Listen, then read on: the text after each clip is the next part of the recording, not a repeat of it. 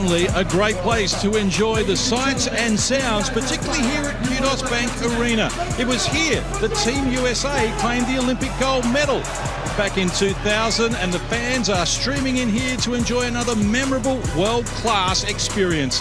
Team USA is hurting, coming off a shock defeat at the hands of the Boomers 48 hours ago, and Team Canada have been outstanding on their Australian tour and are set to try and cause another boil-over as we welcome you to Kudos Bank Arena for the final game of the series leading up to the 2019 FIBA World Cup in China, which is now less than a week away. Hello everybody, I'm John Casey. Great to have your company. I'm with the Olympians Shane Hill and Andrew Gaze, and we're still coming down from the high of that unbelievable Boomers performance 48 hours ago. Well, how good was it? Paddy Mills and Joe Ingles, they played it down, said it wasn't that significant, but I didn't. I went and celebrated hard, and I think all of Australia did as well. It was a great day, but Coach Pop, he was not happy. A bit salty, and you would expect they'd be bouncing back today. Oh, absolutely, and it's not just the fact that they won, it's how they won. The defensive effort was superb, and offensively we've seen them grow every single game. The ball movement, the execution, the way in which they got the balance between on-ball action and off-the-ball action was really, really good. And as you mentioned, Coach Pop, not all that happy, just a lazy 2.5-hour practice session yesterday when they arrived in Sydney. So I imagine they're looking for a much improved performance. And not only was the result fantastic for Australian basketball, but it's opened the door for other countries around the world going to the World Cup to think, hey, it's not a gold medal lock for the USA like it normally is. No, that's true. It gives the Boomers belief, the other countries belief, but the improvement from Australia from a week earlier playing against Canada was absolutely unbelievable. Our superstars stood up. Joe Ingles, Paddy Mills, Andrew Bogut. It was a great team effort, and they certainly left to China with a whole lot more confidence than they had a little time ago. Absolutely, because when we saw them a couple of weeks ago in that first outing against Canada, there was a lot of room for improvement. But to their credit, they were able to find a way through it, and most importantly, establish their brand and how they want to play. And I think that game would be watched by all the other teams. Lithuania would have had a sneaky look at it and said, we're going to be absolutely at our best in order to beat Australia. I'm loving the demeanour of Team USA at the moment. They've been great with the fans interacting, and you can hear the oohs and ahs in the background. They're putting on a dunking show at the moment. So they are still up and about despite what would be disappointment given they hadn't lost for 13 years, and they're going to have to carry that now. But Jaylen Brown was one of the players, the Boston Celtics star, and he spoke on arrival with Corey Williams. Jaylen, after Saturday's loss, what was the message from Coach? Just the intensity and urgency that we got to play with. Every game is like a playoff game. We're playing in June, late April, March. That's the type of mindset we have to have. You have two of the best coaches in the game right now you're day-to-day being coached under. Read an incredible stat. Coach Popovich winning percentage in his career, 68%. Steve Kerr's 78%. How is it learning from them day to day? It's been a pleasure, for me being a guy that likes to learn and get better. Being around two of the greatest has been a joy each and every day. So I try to give my all in effort every day and clean up my flaws while I'm here. Team Canada, your thoughts?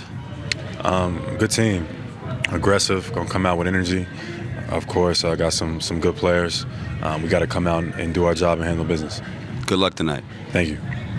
Jaylen Brown there with Corey Williams. He had 11 in game one against Australia and 8 in game two. But the United States, well, they are looking to bounce back here. And Canada, well, they will be feeling good about themselves. They are 3-1 on their tour of Australia, beating the Boomers by 20 a week ago. And they'll come here full of confidence because the style of game that they played has been outstanding.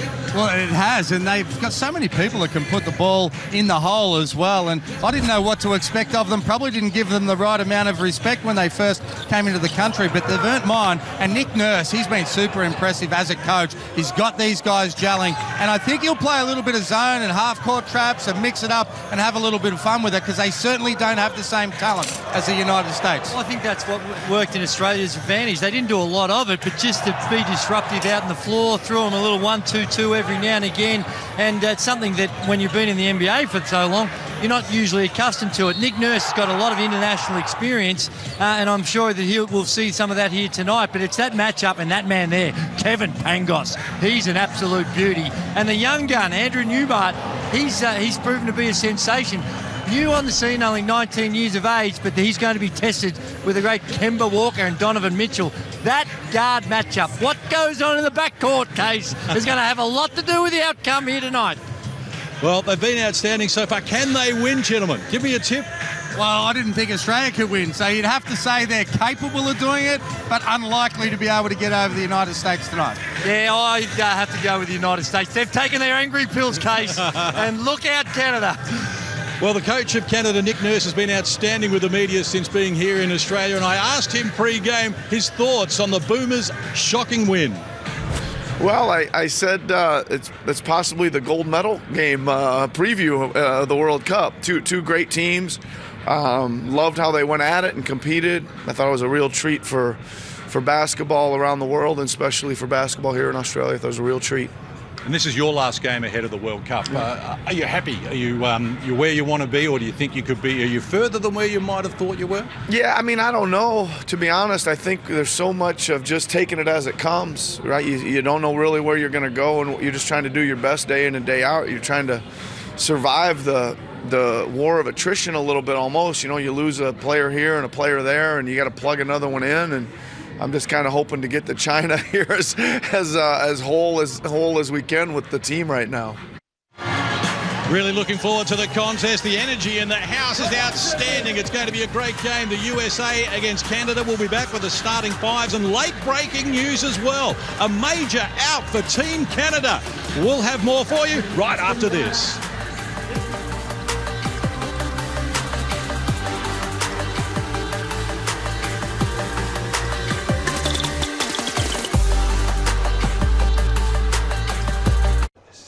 Are you a basketball fan?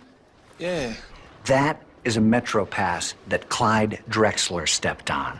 And that is a box set of Benny the Bull's short-lived sitcom, That's Bull. And my favorite, a 95 Houston Rockets autographed poster. Autographed it myself, some right hand, some left. Gotta make them look different. Just okay is not okay, whether it's sports, memorabilia, or your network. AT&T is America's best wireless network according to America's biggest test. More for your thing. That's our thing. 3, 2, 1.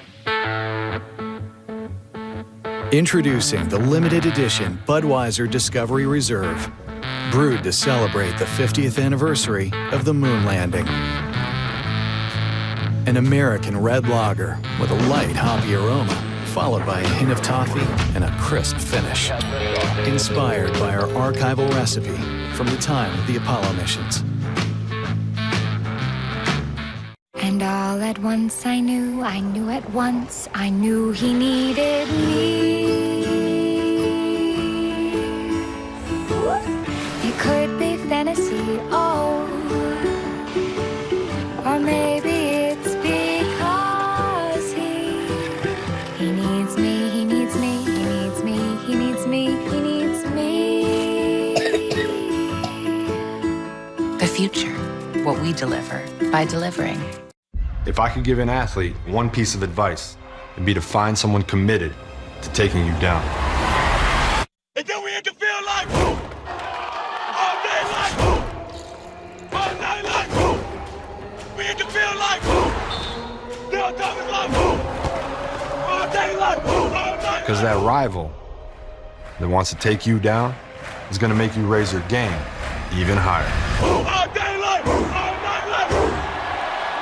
Aligned for ages. They're still pouring in here to the stadium. We're expecting a crowd around 13,000 to see this multi-million-dollar team USA try and bounce back after their loss against Australia and come up with the goods against Canada. Let's get the official arrangements.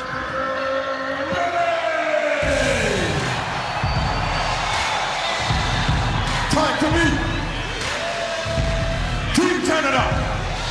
The assistant coaches, Gordy Herbert, Nate Bjorkgren, Brad Greenberg, and Nathaniel Mitchell. Now, let's meet the players. Number 1, Kevin Pangos. Number 2, Dwayne Notice. Number 3, Melvin Edgem.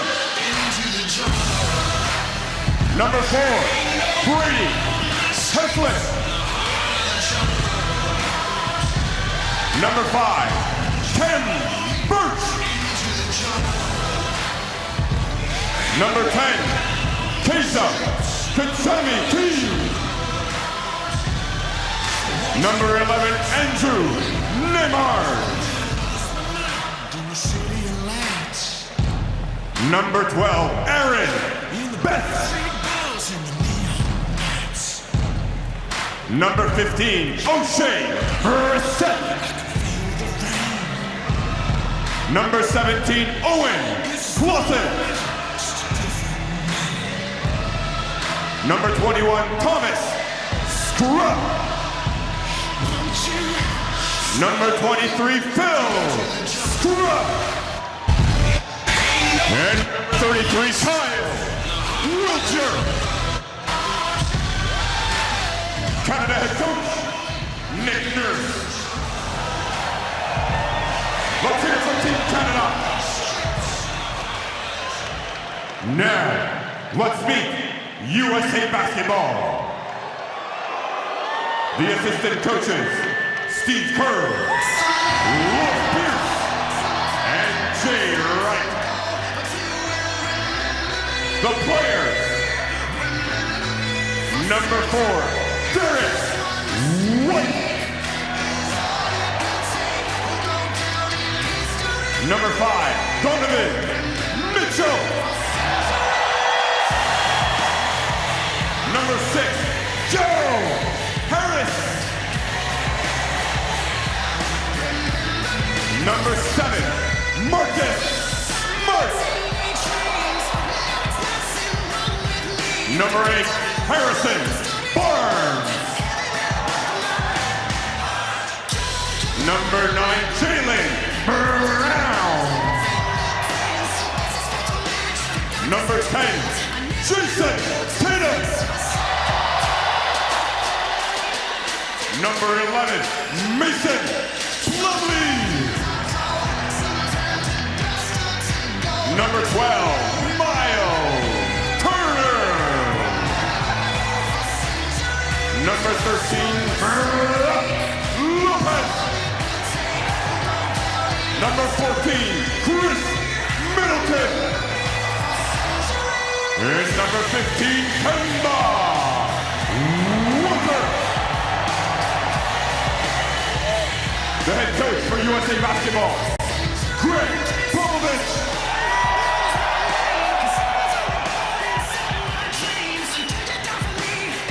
And now, ladies and gentlemen, we ask if you're able to please rise for the singing of both the Canadian and American national anthems, performed this evening by Hannah Ringrow.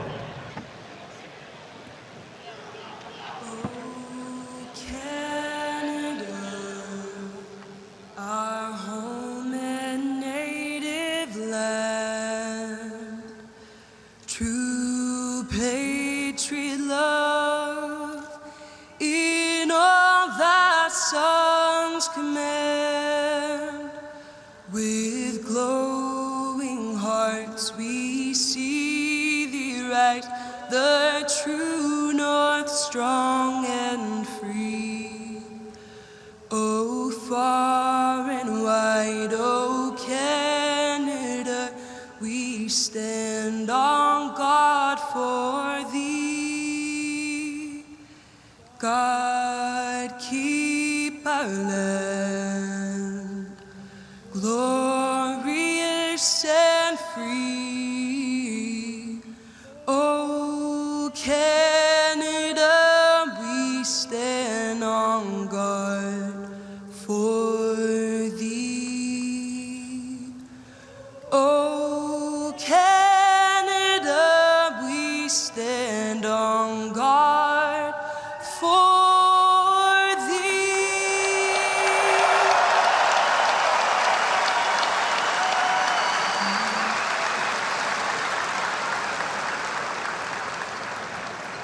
oh, say Can you see by the dawn's early light what so proudly we held at the twilight's last gleaming, whose broad stripes and bright stars through the perilous fight o'er the ramparts we watched were so gallantly streaming, and the rocket's red glare, the bombs bursting in air, gave proof through the night that our flag was still there. And oh, say does that star-spangled banner yet wave o'er the land of the free and the home of the brave. Hannah Ringrow. Well, what an outstanding performance. Hannah Ringrow, beautiful voice for the Canadian and then the USA national anthems to set the stage here. Exchange of gifts between the two teams as well, and that will give us an opportunity to get a quick word. Earlier I spoke with the coach of USA, Greg Popovich, and started by asking him what lessons he had learned from that loss, the upset loss to Australia.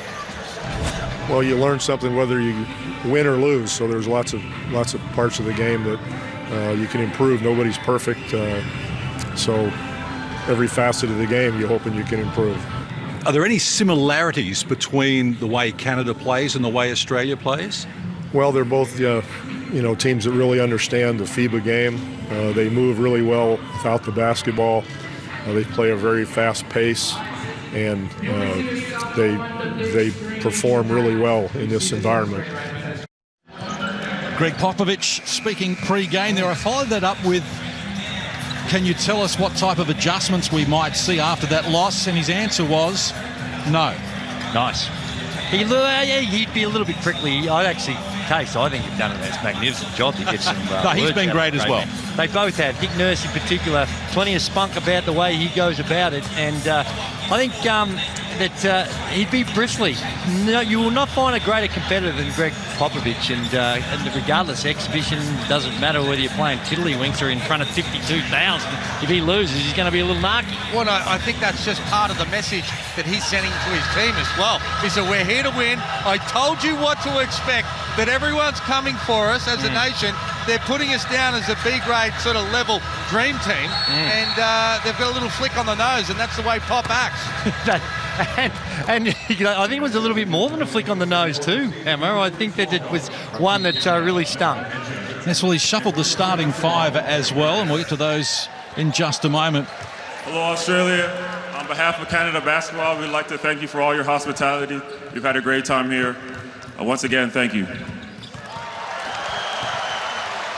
Yeah, just to echo Melvin, this experience has been unforgettable for everybody a part of USA Basketball. We appreciate all your support, everybody coming out each night. It's been an unbelievable experience. Let's have a good night. Thank you.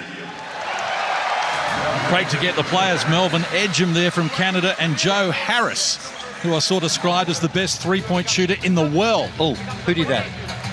Read that earlier today, Andrew. And I know you two have come in for criticism. We've got 5 players on the Australian team that shoot the ball better from 3 than you two now, but I would have thought Steph Curry and a few of his cohorts at the Warriors. He won the shootout. He won the shootout. He won the three-point shootout. And we know what you're saying there. But let's talk about the starting fives for these teams, because the USA, well, Donovan Mitchell and Miles Turner are the only two who have played and started in all 3 games since they've been here in Australia. We're going to see Jason Tatum into the starting lineup for the first time, and he'll be in with Harrison Barnes and Kemba Walker. Tatum been held back a little bit in terms of the minutes that he's played, but he had 11 in game 1.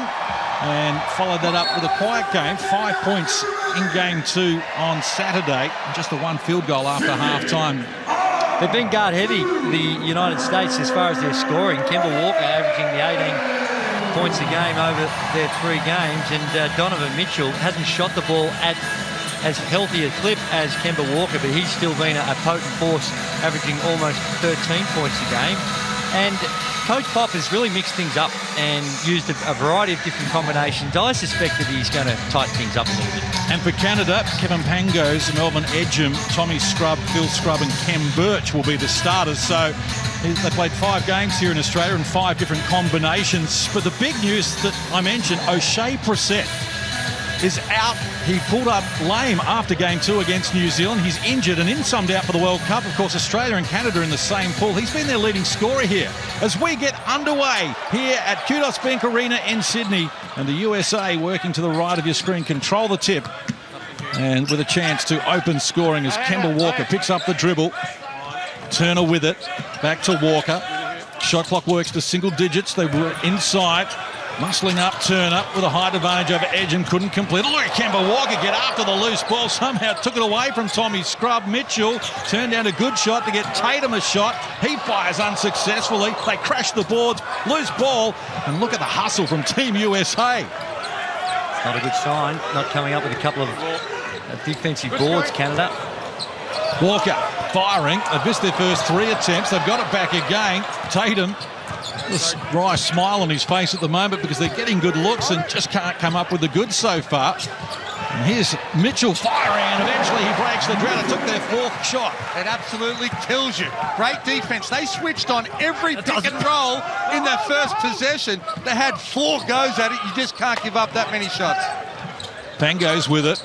Works to the elbow. It's firing was Kem Birch. He couldn't come up with the goods. So now Tatum hands over. He got the knockdown the first shot, and he's going to knock down the second shot as well. Donovan Mitchell has now got all 5. Well, and with this lineup, they're playing Tatum as a 4-man. He comes down and shakes and bakes, drives, dishes, great assist for a 3. Pangos against Walker. Birch hands over.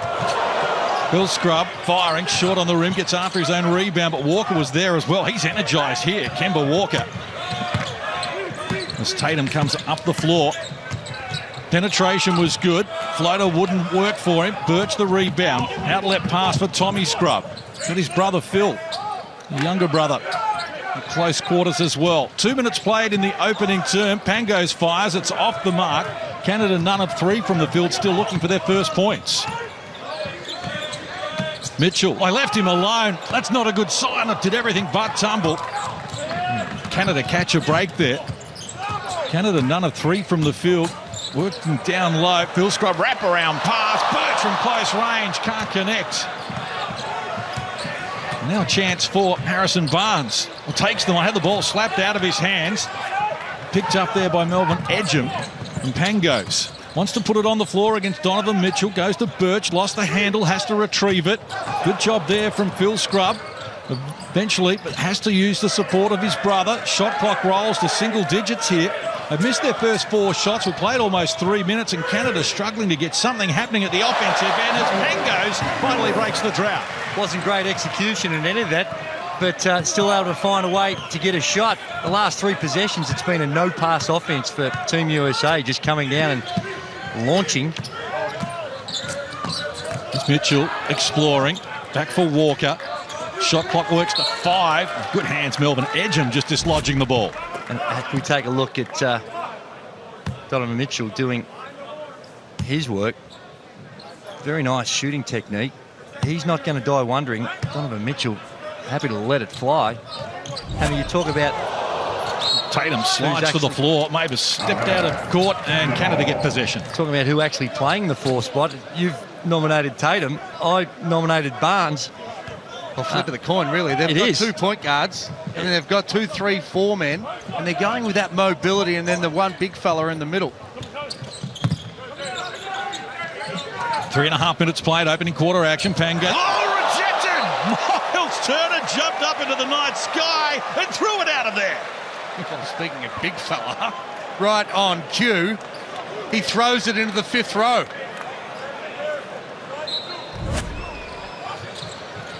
Pangos wasn't expecting that. The athleticism was outstanding.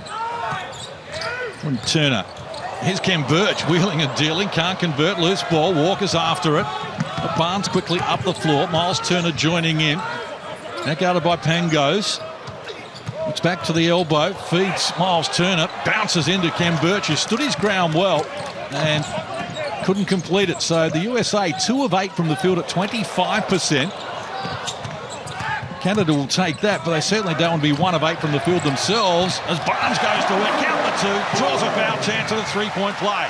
And Pangos he can do that. He can make those shots, but the time and place wasn't then. When you're 1 from 7, they need to get some ball movement, and that was the success of the Boomers on Saturday night. They moved people, they got good on balls, they really penalised the defence of the United States after men and ball movement. Great read, great kick ahead pass to Barnes too, finishes around the basket. And Barnes makes the extra, game high 6-point advantage in favour of Team USA. We played tick over 4 minutes here in this opening quarter. Oh, poor pass was picked off from Tommy Scrubb. Donovan Mitchell, he lost the handle on it though, and Tommy Scrubb brings him back. Now Pangos. Skip pass. Edgen worked inside Tatum. Help D was good. Phil Scrubb. Birch from close range over Jew. Well, it jumped out. He can't believe it. None of 4 from the field now, Kem Birch. Had some good looks, Canada. The ball's just not dropping. And the United States so explosive and athletic down the other end. Defensive transition is going to be tested for Canada. You're right though, Case. They've had a couple go in and out, particularly Birch, so they've really tried to penetrate. We see Walker get into the bucket then, and it's 3 or 4 opposition. But they've had some good looks. That's it. Canada, they just need to stay with it. We saw the USA start off like this against Australia. They're on fire. They made their first 4 shots, got momentum, but it's just about staying in the game. Chris Middleton coming in, because I love his game. He's just so smooth, shoots it extremely well. And that's what 5 years, 174 million US large for that silky smooth stroke that Chris Middleton brings to the table. Kemba Walker misses the first free throw there. It's been very good from the free throw line, 11 of 12 in their first 3 games. 84% career-wise as well. So going to see that too often, but he gets the back end, makes the adjustment. So we played 4.5 minutes here in this opening term, and it's 9-2 Canada. Lead by 7. And Canada 1 of 9 from the field and none of 2 from long range. Just not happening for them at the moment.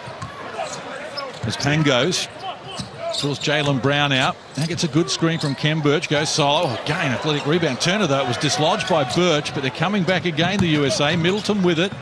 Donovan Mitchell, alley-oop play, a nice finish there coming from Miles Turner. What a pass, though. Playing one pass ahead. Knew that was coming before he even received it, did Walker. And they've scored 6 unanswered points here, and Kem Birch finally puts a stop to it after missing his opening 4 shots. He's on the board.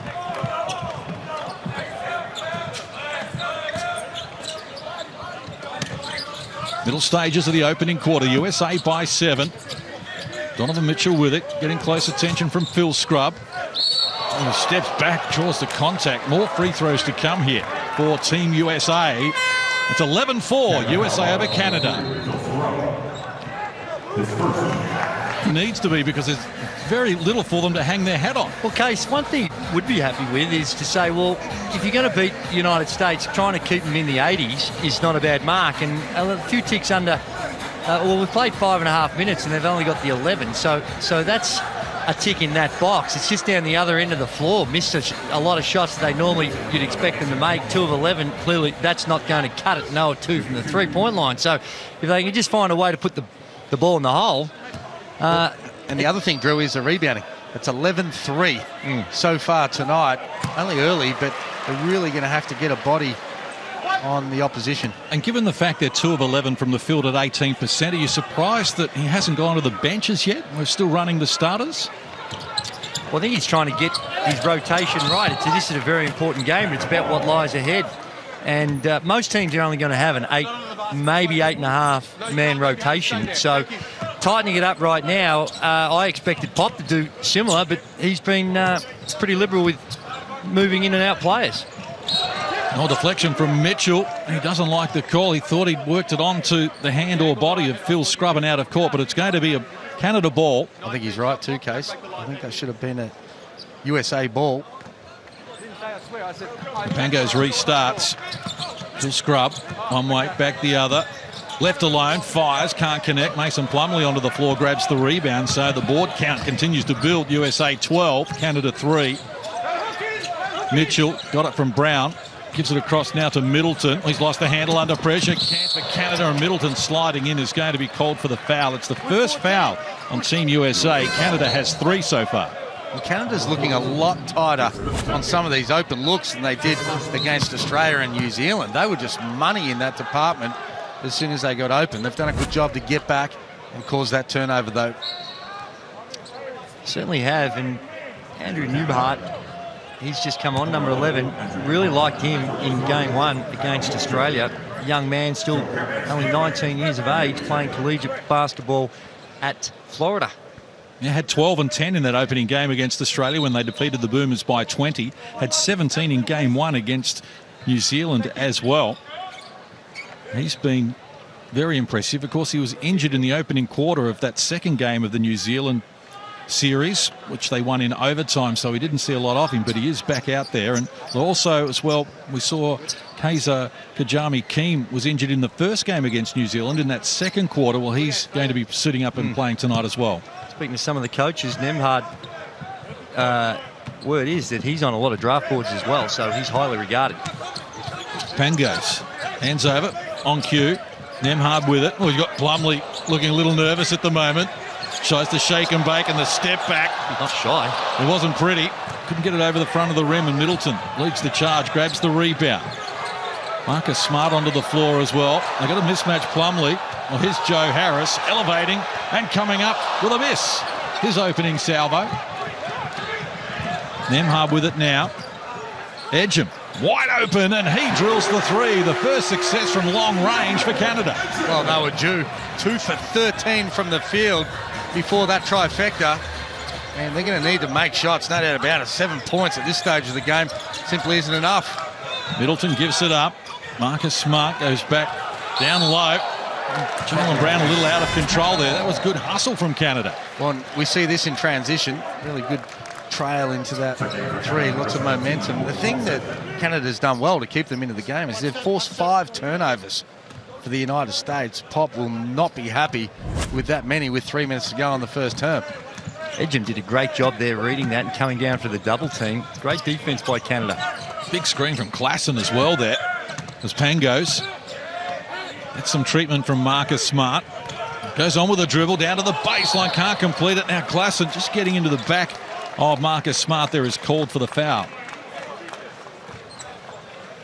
It could be the 4th team foul on Canada in this term, and they're all individual as Klassen gets his first. So you're going to have to be a little less aggressive now inside the last 3 minutes of this first term. USA by 5. Margin has been as big as 9. Scored the first 5 of the game. And Jaylen Brown forced into a tough shot, but it's all the bottom of the net as he opens his scoring account. Nembhard gets it back from Klassen. 2.5 to play in the opening term. Whistle on the play. No continuation there as Nembhard knocks down the shot. Both teams really focusing on a lot of penetration, one-on-one action. It's been a bit of man and ball movement, but most of the scoring opportunities are coming from one-on-one action, attacking the rim, coming off the bounce. Brady Haslett checks into the game to relieve Pangos. Haslett, first game here. He played in every game of the qualifying series, the only Canadian player to do that in all 12 games, but had personal reasons to just be a late starter here on the Australian leg of their pre-World Cup tour. He's here now And Jaylen Brown's here, and now as well as he knocks down the 2 and draws a foul. That's exciting to watch. Well, he got a little lost on his steps there. Great effort to be able to draw that foul and still knock it down. But same with the play before. As we see him in transition now. I think Klassen between him and the bucket. Didn't do a lot wrong. It was just the hands at the end. I think that when he brings those arms down, gets called for a little sneaky one. So the margin into double figures. Tick over 2 minutes out from quarter time. Pressure up the floor as well. And Klassen drags it across halfway. Picks up the dribble. Now needs the help of Kyle Wiltshire. Nembhard. Good screen from Klassen. Goes on with the dribble. Feeds Klassen, who works inside Plumlee. Knocks over the D there from Marcus Smart, but couldn't finish it. So the shooting woes continue. They're 3 of 17. As Mason Plumlee there is running out of real estate. Do we not have flop warnings in FIBA? No, we do. Surely that was a flop. Well, I think there was contact and a collision. Whether You think that contact made him fall down? Well, I've seen a lot worse, put it that way. Both Andrew Gaze and Shane Hill know this territory pretty well here at Kudos Bank Arena. Having both played for Australia here at the Olympics and also plied their trade with the Sydney Kings as a coach and a player. But at the moment, Canada having all sorts of problems at the offensive end. Just 7 points so far. Edgem looks to try and improve that. Can't do so. Rebound falls to Joe Harris. 17 rebounds to 4. The USA are killing Canada on the boards at the moment. Barnes, quick first step. Klassen did well to stay with him. Contact, no whistle. And a chance now for Canada as Nembhard brings them forward. Edgem rolls to the hoop. Haslett. Wiltshire, Klassen down low with a height advantage here on Jaylen Brown. Likes his chances. Rattle around to the rim, but wouldn't go. There's 3 field goals from 19 attempts. And at the other end, firing quickly, Middleton is off the mark. So inside the last minute of play here, term number 1 from Kudos Bank Arena in Sydney. Team USA with a double-figure lead. As Nembhard looks to make something happen and does. Nice way for him to open his scoring account. Great class, used his body well, and come off the 2 feet. Very, very nice move by the young fella. Poise. 5 fouls on Canada already in this quarter. Can't afford another one here. And firing Chris Middleton. Can't complete it. Wiltshire gets after the rebound and now hands over to Andrew Nembhard. Fair to say, neither team is in really medal-winning form. You would say that, Andrew. I think you're right. 2-second differential between the game clock and the shot clock, which now rolls to single digits. Nembhard out of the top of the key by Middleton. Haslett, his pass had too much on it for Klassen. Canada turn it over for the second time in the game. The US has 6 turnovers already. Kemba Walker's going to check back in for the last play of term number 1. And we're also going to see Tommy Scrubb for Canada return. First time tonight, it's Kazar Kajami Keane. He's had a good series here in Australia. Had double-figure points against Australia in both games in Perth, and then had 8 before half-time in game 1 against New Zealand before he was injured. So Kemba Walker with it. 8-point edge for the USA. Walker steps through the traffic, knocks down the shot and draws a foul. He's a genius. I can't believe where they picked him up from. They allowed him to get ahead of steam against the Canadian guards. Have a look at this. This is in the front court already, so very difficult to stay in front of somebody like this. And it was like he lost control and then just flipped it up with a little tip to himself. Whenever he gets ahead of steam, he gets downhill. Very, very tough to guard, and I'm with you.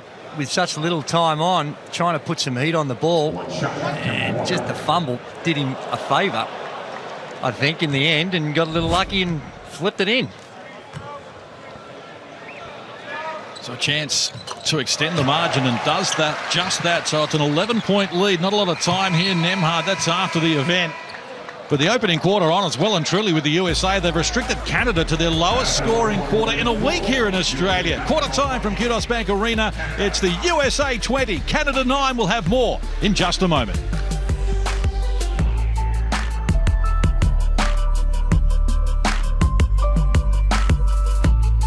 I said it, but 20 points they've held the United States to. Yeah. That is a great effort. Not bad. And would have given themselves a chance to seriously compete. They look tight to me. I think things will loosen up and they'll start to put some points on the board in this second quarter. And have a look at this, Hammer. We're talking about perhaps zone defences, and it might be a head fake but United States coming out and certainly showing zone on the inbounds. Canada with a possession arrow to get us underway. Term number 2 in the last game ahead of the FIBA 2019 World Cup in China. Canada and Australia play in the opening pool game. And look at Nembhard taking on Kemba Walker. Enjoyed the contest. Can't finish it though, but the ball came back to him outside. This is Haslip. It's 45% from deep in the qualifying games, but unable to knock that down there. And Kemba Walker, with 4 points in that opening quarter, comes forward, feeds Barnes outside. Harris, penetration from Harris off glass. He comes up with the 2, his first score in the game. Just a bit of bully ball there. Put the ball to the floor, get to the cup, and make something happen. Great move by Harris. He deboed him.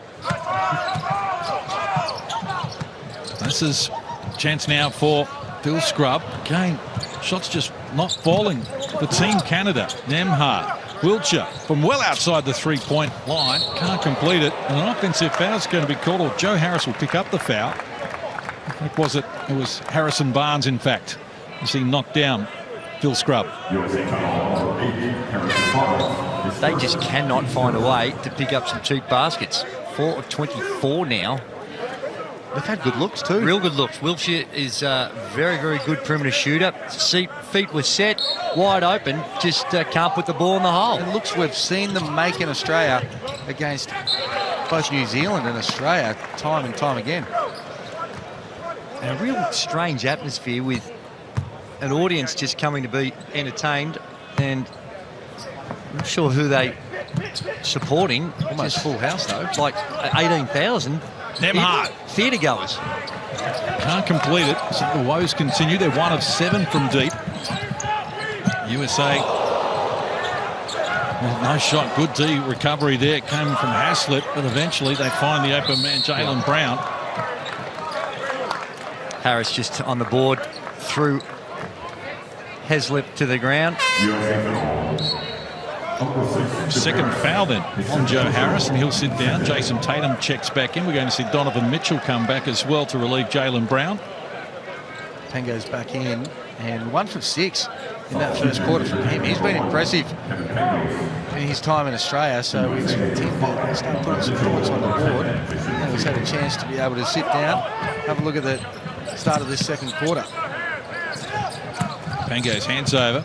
Ken Birch working on Turner outside. Wiltshire down to the baseline. Tough. Oh, Turner got a piece of it, but it tumbles. Will count the 2, and Wiltshire opens his scoring account. And that's a good take. You have to close him out hard. His specialty is the 3-point shot. So they did exactly that. Quick pull through and got it on the board before the USA had a chance to be able to block him. Tatum. Penetration to the foul line. Can't convert. Loose ball. Wiltshire just worried out of it there by the athleticism of Miles Turner, who just stayed with it and did enough to force the error. With the shooting woes Canada are having, I think, although they trail it by 11, that really this game could have been well and truly out of reach. So they're doing a decent job on the defensive end. Elevation came from Mitchell. He's off the mark. Pangos gets it from Birch. Well, they left him at the top of the key. He can't make them pay, though. Loose ball. Tatum after it. Certainly seen a contrast here from the USA from the 2 games against Australia, where they were very happy to shoot from outside. Or Walker. He's coughed it up here. Smile on his face, but Kango's look away. Pass from Pangos and rush into the hoop. The points added there by Phil Scrubb, and he gets his first points. Timeout called. 7:47 left on the clock here, and it's a 9-point. I want to go myself. I'll count myself in, and I reckon you'd have a crack too. The value of the 3 ball. Very physical game though, Hammer. Yeah, we like that. Well, perhaps wasn't my strength, but that's why we've got 4 players. Well, Canada just starting to grab some momentum here. They scored the last 4.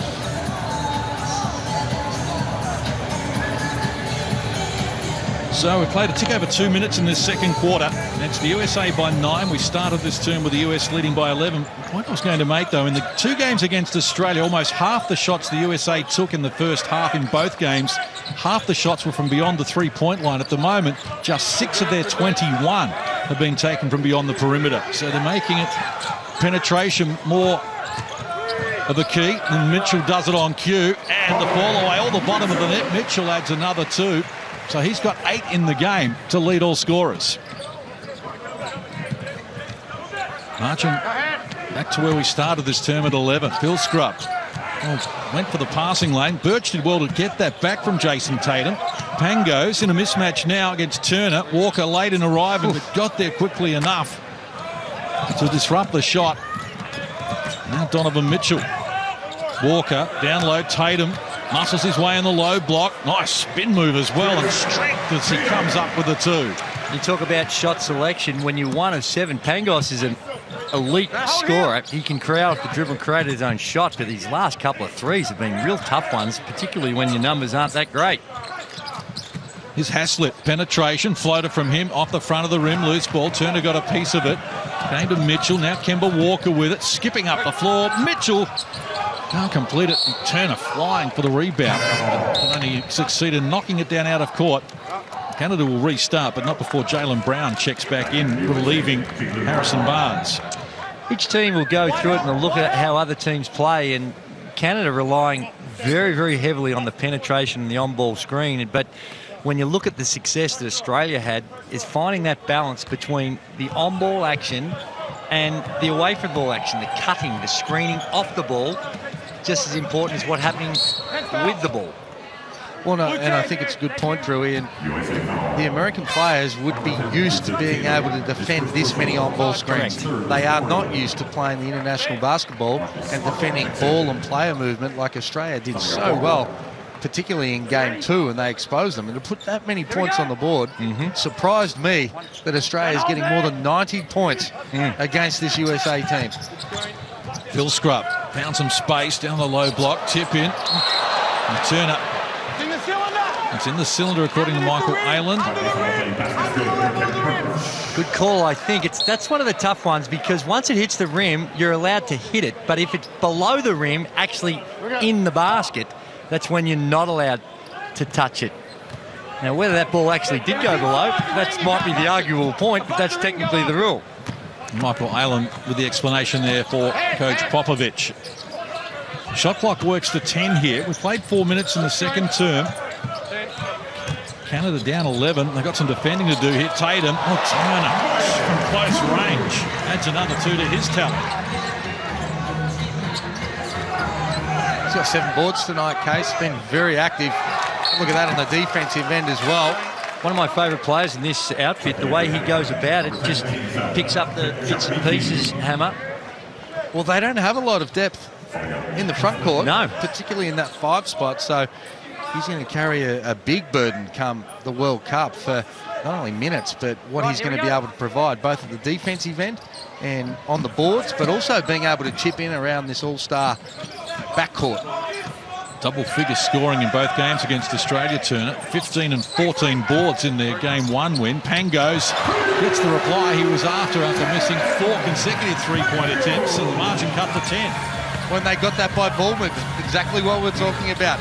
Made some great extra passes, and that's how Pangos can get himself into the game. And now we've seen one go through the net. He's the sort of player you would expect to string a couple together. Mitchell hands over. This is Jaylen Brown firing over Pangos. Can't complete it. Gets his own rebound. Stayed with it. Disrupted the shot, Ken Birch, but he got another opportunity, and eventually Jaylen Brown came up with a finish. Just too many offensive rebounds. They're up to 6 now. Margin at 12. Middle stages of this second term. Pangos. Azar Kajami keen with it now. Looks for the penetration against Tatum. Down to the baseline. Overcooked the shot. Turner the rebound. Number 9 for him already in the game. Canada has 13 as a team, to put that into context. Wow. That was a good effort, staying in the play there and being able to come back. Thought he might have got that clean.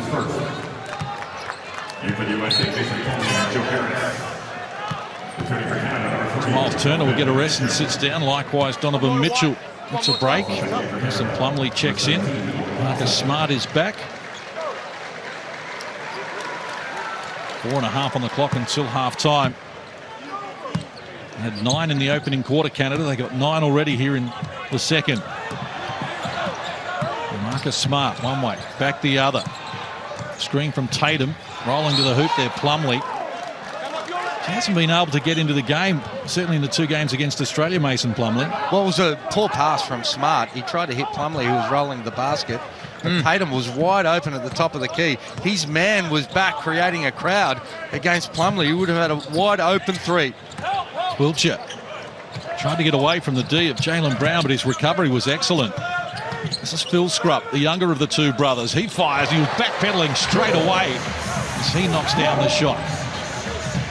He's got that unorthodox sort of game. Not a great athlete, but a good player. Knows how to put points on the board. We've seen it against New Zealand. Inside 4 minutes to play. Term number 2, Tatum. The pass for Plumlee was knocked down. 9 turnovers now, Case. Woeful. Where's Phil Scrubb feeling it? Lap of Vaughn, Klassen got the offensive board and the putback draws a foul. That's good, heavy work from Owen Klassen. Great play from Klassen. I was going to say, Plumlee on the court. He's not going to provide a whole lot of offense, so you better play some defense, block out and rebound, or you'll find yourself back on the bench very quickly, I would have thought, from Pop. That's right, and I think the turnovers are the real big issue for the United States team. They had 23 in the game against Spain before they came to Australia, and now, like we mentioned, already up to 9. That's really kept Canada alive in this one. Well, incredible to think that they've got 23 points at 27%, and they're only down 7. Tatum athletically takes on Klassen, who can be foul prone, and that's going to be his 3rd personal.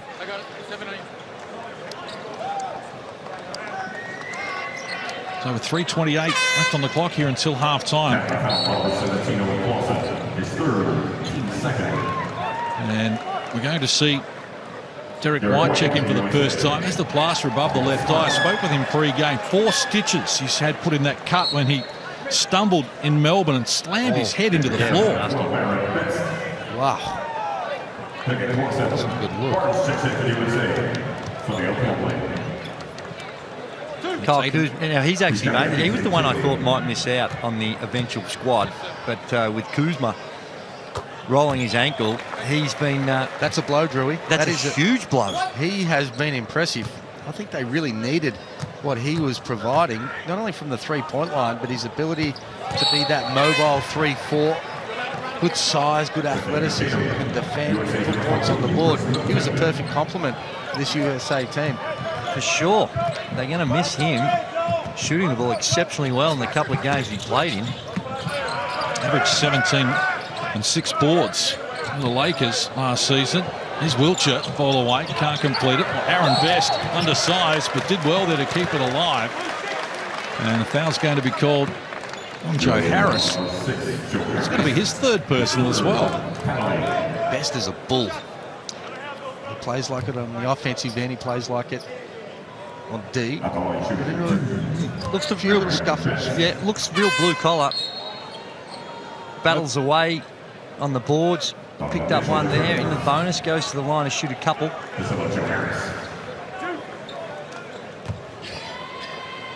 So Aaron Best had 20 against New Zealand in game 1 and was everywhere. It was really impressive. Plays in Germany. Making things happen here in limited minutes as we head toward half-time. Took over 3 minutes remain here. And Canada trailing by just 7, shooting the ball at 26%. So here's Derek White with it. Guarded by Best. Picks up the dribble. Mitchell against Kajami Keane. Shot clock works now to 6. And the shot comes and it's knocked down there by Jaylen Brown. He's got double figures and leads all scorers. Breakdown of the defense there. Lack of communication. Looked like they were trying to switch, and if you don't switch, someone's going to be open. Wiltshire hands over. Hazar Kajami Keane was well outside the 3 line, but it doesn't matter. He opens his scoring account in style. This is what we expected from the start. Bang, bang, good read from Donovan Mitchell. Realises that one of the Canadians has gone down. There's an open man. Bang. Kajami Keane there just didn't switch. Derek White works the ball now to Middleton. He wanted Mitchell, ball batted down by Aaron Best, and the shot clock works to 5 here for Middleton. He elevates, can't complete it. Middleton now none of 3 from the field yet to score in the game, and Aaron Best is quickly up the floor here.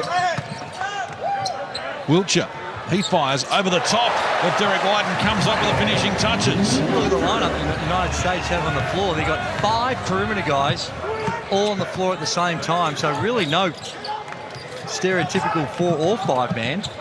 Margin cut to 5 here.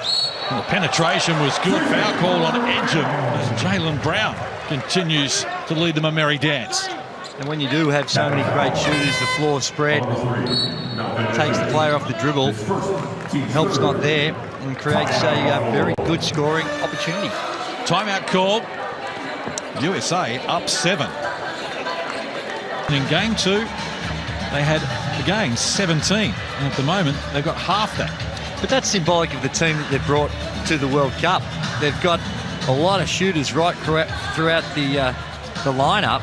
Even when you go big, Brook Lopez, he not bashful of throwing up the odd trifecta himself. He's become very, very efficient. So I think it's by design, those numbers, not by accident, that we're seeing those 3-point attempts by Team USA. Derek White checks out. Kemba Walker comes back as we head toward halftime. Walker with 4 points at the moment. This man, Jaylen Brown, is the one who's leading all scorers. 13 now for him, including 5 of 8 from the field. So the margin back to 8. It's been as big as 13. It was at 5 just 20 seconds ago. Edgeham hands over. Kajami Keane. Well, they stood off him. His shot is off the mark, though. Loose ball. And getting after it is Chris Middleton. Really nice set coming out of the timeout by Canada there. We did see some good player movement, but when you got Donovan Mitchell that puts the ball to the deck, gets to the cup, that is too easy. Back-to-back baskets for the USA. They double the advantage out to double figures a game once more. Kajami Keane shares it with Best. Shot clock works to 10 for Canada. Picks up the dribble. Get it inside. Poor pass. Donovan Mitchell, who's falling out of court off balance, tried to work it out of court off Phil Scrubb. There was a wake to it. Best got a good look, the left-hander. Couldn't knock it down, though. And now Chris Middleton reaching in. Best is going to be called for the foul. So going to be the 4th team foul on Canada in this term. USA already over the limit. Good foul by Best, recognising they still have one to give in this second quarter. Not sure whatever happened to the emphasis on stopping the transition in those fouls. Came from the side, didn't have a good defensive position. In international basketball the last 12 months, we've seen that heading to the line to shoot a couple. You're off to China for the World Cup, Andrew. It'll be interesting to see how that is officiated there. But the whole series here is that we've seen right back to Perth a week ago. They've let that go. I'll be seeking clarification. Here's Walker. Walker close to the hoop, comes up with it too. Will you get a chance to look at the Australians when you're in China? Unfortunately, not in the group stages, because I'll be commentating in the group that they'll play against if they get through. France, Germany, done some research on them, and if they do get through, they're going to have a very, very tough round of 16 matchup. Well, that's it. They're going to play Canada first up, and as we mentioned at the top of the show, O'Shea Brissett out and may not be there at the World Cup. Is a huge advantage for Australia. Foul was called there on Jaylen Brown. They're over the limit, so free throws to come here for Kem Birch. Who does it look like that Australia will cross over and play against, Drewy? If they get through, it'll be either France or Germany, and both those teams are tough, and a lot of people a bit down on Germany, but no, they've got 5 NBA players on their roster. They are going to be really, really tough. So they open the tournament against each other. So whoever wins that one, you'd suspect that they'll get through. Dominican Republic and Jordan are the other 2 teams in that pool.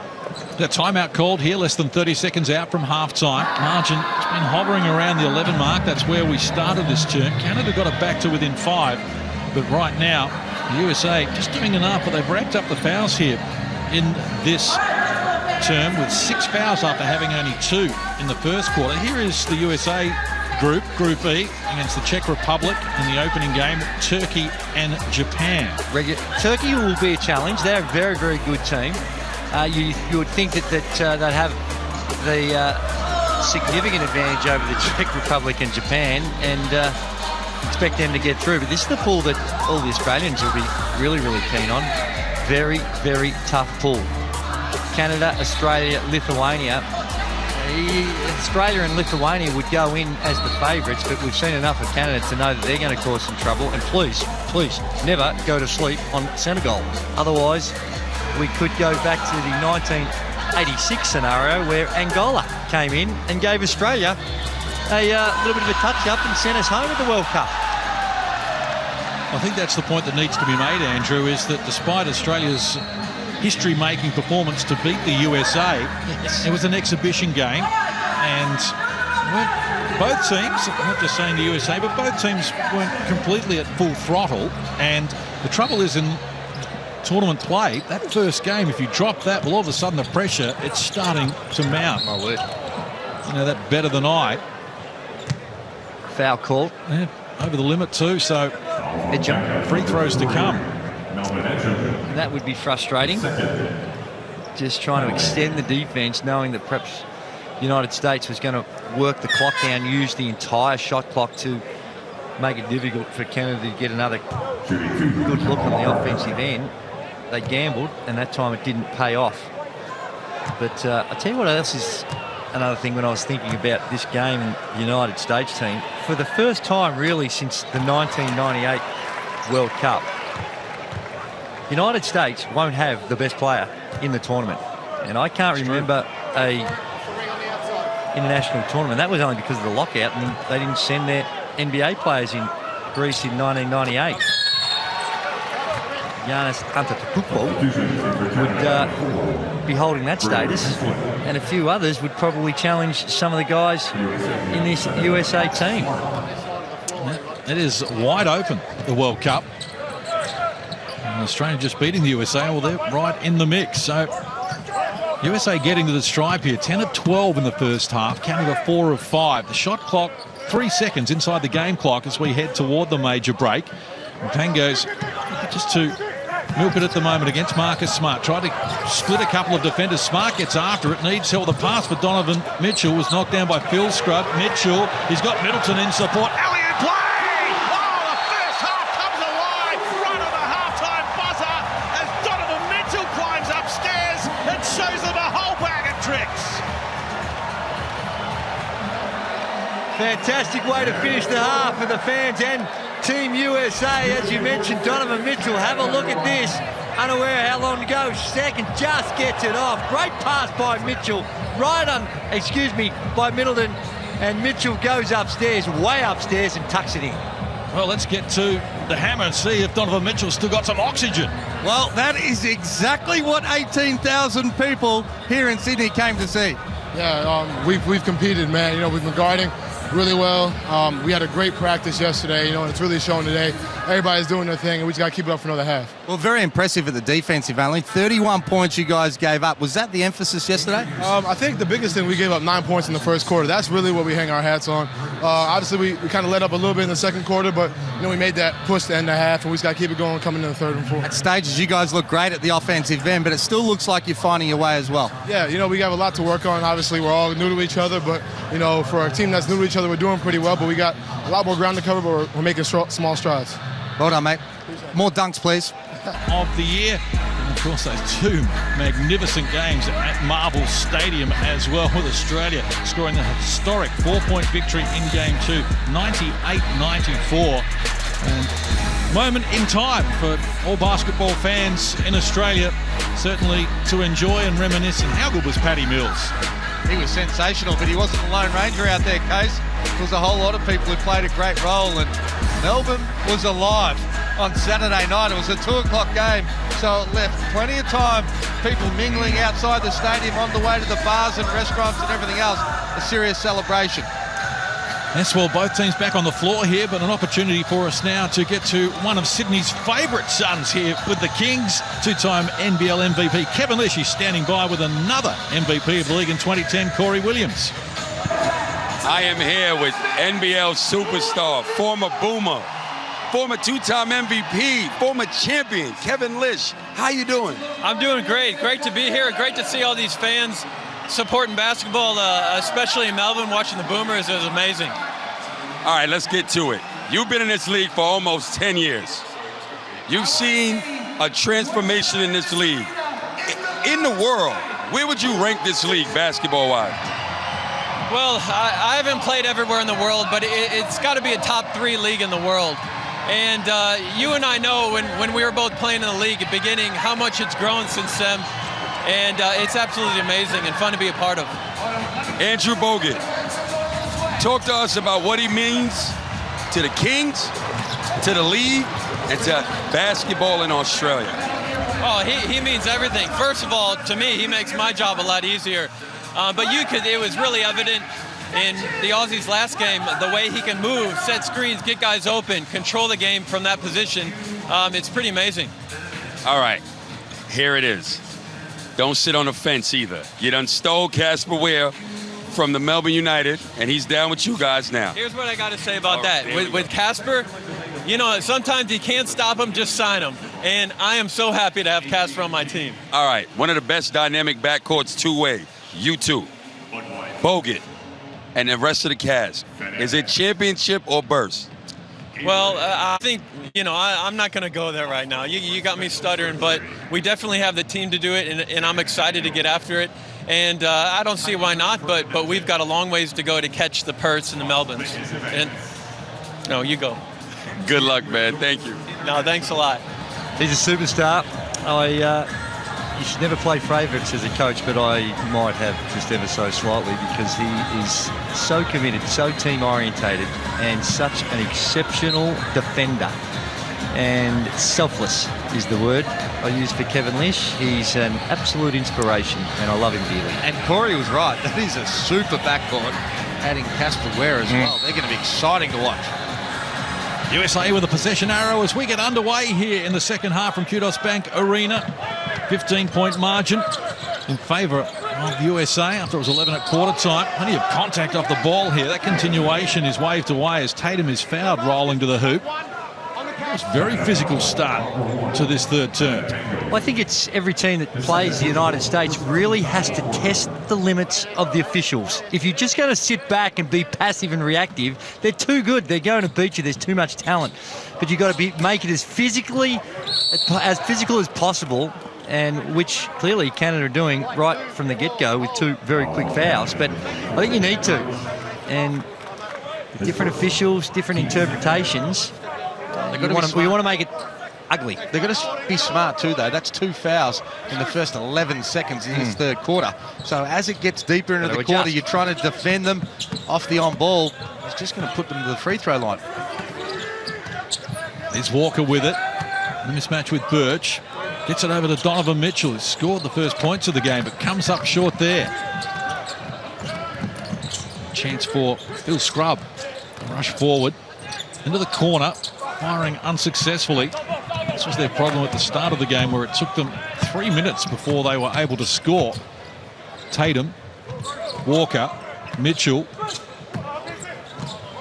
Shot clock works to 10 here. And at the top of the key, firing Harrison Barnes is off the mark.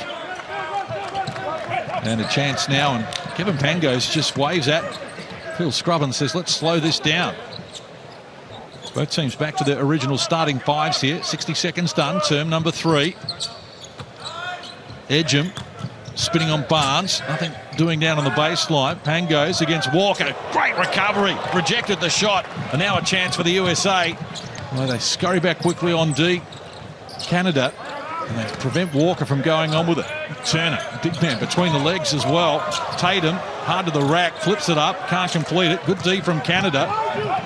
Neither team able to get some effective offense going at the moment. 90 seconds done here in the third, and Birch, he rolls to the hoop and comes up with the 2. He's got 7 in the game. Didn't want to go in, did it? But finally, it drops for him, and That transition there is really good for them if they can generate some turnovers, which they've been able to do, and turn that into transition baskets. That's another way to find points, or easier points, when you're struggling from the field.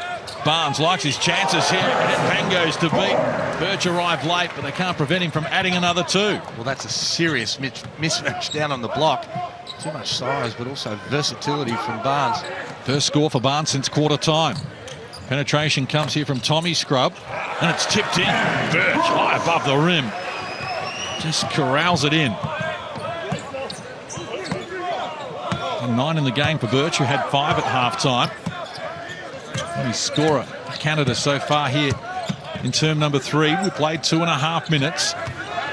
13 the margin. Tatum almost double teamed there. Turnaround wouldn't work. Loose ball. Tommy Scrub got after it, tried to keep it alive, and Canada will get it back. Foul's going to be called on Donovan Mitchell. That's his first personal. Jason Tatum's having his troubles as well. 1 of 7 now from the field. He's got the 3 rebounds.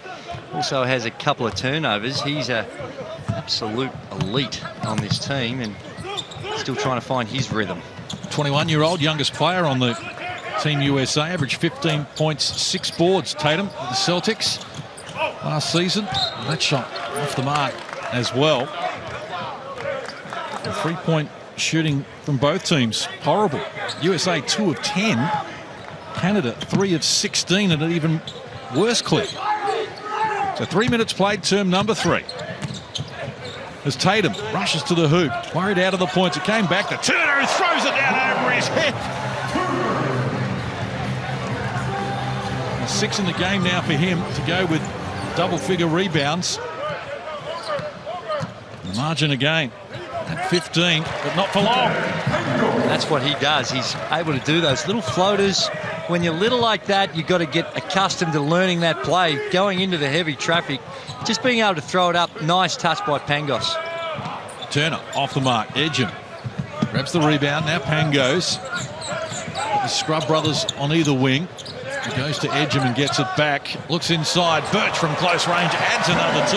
So he cranked it up here in term number 3. He's got 11. He's got more in this quarter than he had in the entire first half. Don't underestimate Pangos on that play as well, Case. Good penetration and beautiful entry pass down low. 4 minutes played, term number 3. Shot clock rolls to single digits here for Team USA. Walker takes them on and steps between a couple of defenders, and with a left hand, Walker adds another 2. He's into double figures.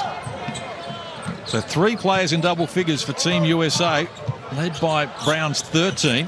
Birch with 11, the only player in that category for Canada. Here's Edgem. And they work it inside. They want Birch involved again, couldn't complete it. And Edgem earns a trip to the free throw line there as he keeps it alive with the offensive rebound. Well, great poise on that offensive rebound, because he went straight back up. Yep. The big fella was about to throw that in the 5th row again. Bit of poise, eyebrow, up fake, and he got himself to the line. Coach Pop is just taking his backcourt out. The last couple of possessions, I've watched him on the sideline. He's been pleading with his players to get up, get up. He wanted to extend the defense and takes them both out of the game, I think, because he's wanting to give them a spell, of course, but wanting to extend the D, put a bit more ball pressure as Canada advance. Both teams with their struggles at the offensive end since halftime. Team USA 3 of 9 from the field since halftime. Canada 4 of 9. As Barnes sits down, you see Jaylen Brown back into the game. Harris likewise. It's smart. Just pushes off Tommy Scrub there. Lost the handle on it as well, bringing it up the floor. Middle stages of this 3rd quarter. 11-point lead in favour of Team USA, and Brown has made things happen all game. Goaltend called. We'll count the 2 there for Jaylen Brown. That's a good drive, but I think with that sub too, Pop will want to get some minutes in the Smart. He looks like he's coming off an off-season. Looks like he's just fumbling a little bit, not his normal rhythm. We've seen what he can do in the NBA, but just looks a bit out of sorts to me. Had that injury, of course, that he's been dealing with. Might still be bothering him. Pangos pass. Turnover. Taking him upstairs. Well, that'll bring the crowd to life. Tatum adds another 2 to his tally. And the margin back to 15 where we started this quarter. Whistle off the ball here. Foul's going to be called on Harris. his 4th. Can we get a win? I think so. Melbourne United, I like their chances. They've got a stacked team.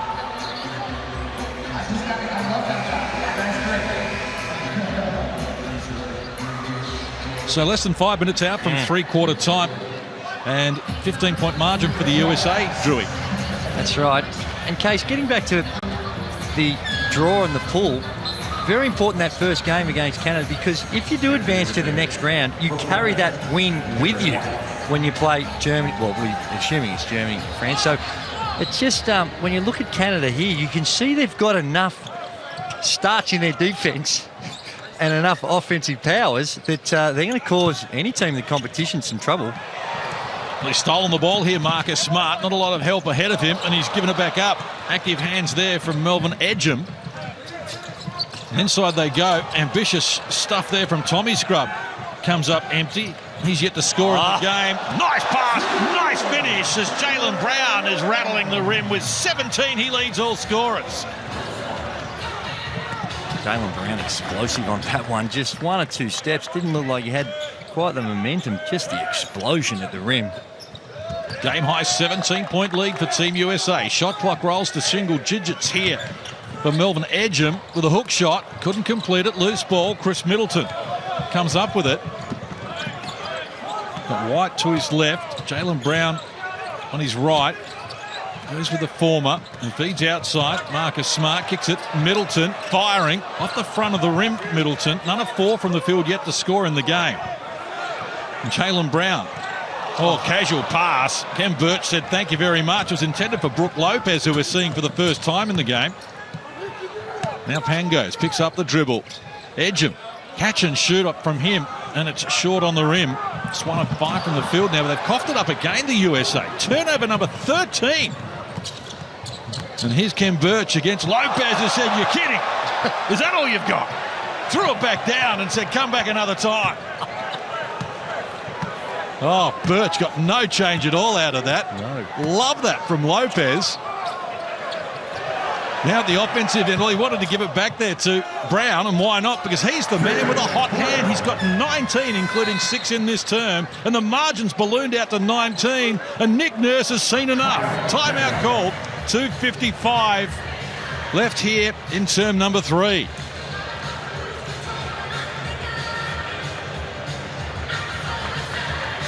Well, look, of course, these coaches involved here tonight, gentlemen, 2 of the finest. With the record is outstanding when you look at it. It's ridiculous when you think of Steve Kerr. 78.5%. I mean, that is just hard to comprehend how much winning that is. Of course, they had that all-time winning season a couple of years ago. And Nick Nurse, well, he'd be saying, well, how easy is this caper?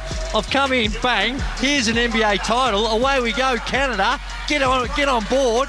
Here's a championship, 70.7% winning percentage, but of those, just for sheer volume, weight of numbers, the 68.4% and the 5 NBA titles. To me, those others have got just a smidgen of catching up to do.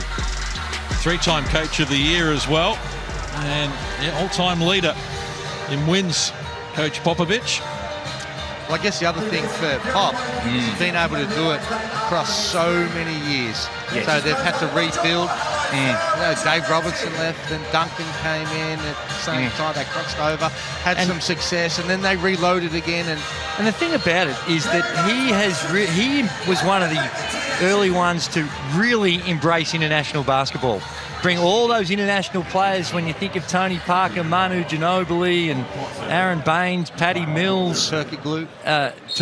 I mean, the list goes on. And not only is it just bringing the talent over, he was a real student of the international game and brought a lot of the concepts, so it served him well.